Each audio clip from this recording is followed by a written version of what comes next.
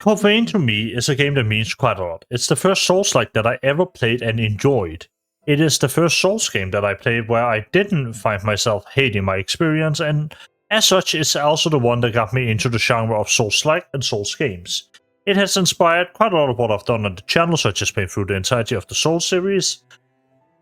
And for that, I think the game really has a special place for me personally. However, if you don't have that story with it, why should you care?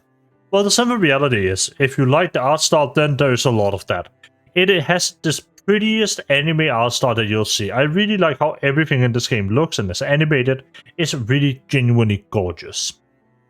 But even if you aren't into that, there's a genuinely emotional story here where you might have to give yourself a little bit out there to lift yourself a little bit into the character and the game.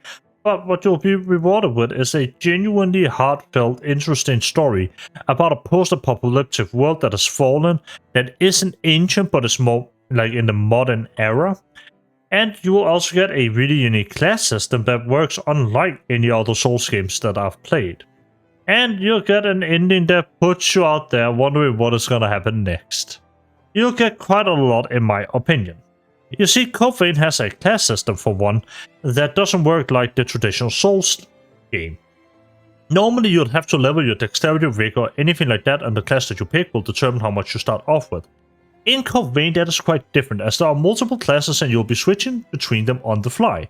However, what changes is the amount of stamina, vigor, and blah blah blah that you have. You cannot level that. That is just static for the classes. However, you can unlock passive skills that can increase those stats. So you can unlock a passive, you can have 4 passives, and they can be anything from increasing your damage with two-handed weapons to increasing your stats flat. And you can master set stats through killing enemies, and if you master set stats, then you will be allowed to have a higher rank of that tier of stats. So you can have your S tier strength and so on. And that really is one of the more unique parts of Code Vein. However, it also has a really interesting companion system where a traditional Souls game, you have your summoning and so on. Here you have a companion that can stay with you the entire time. It feels like you're playing the game in co-op while playing it single player, because you'll pick the character that you like the most from the story to just follow you around, heal you, and fight alongside with you.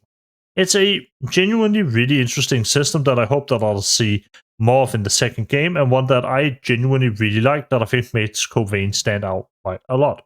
With all that being said, if it sounds interesting to you at all, I have a full review on my channel. Otherwise, I think you should just go and check out Code Vein.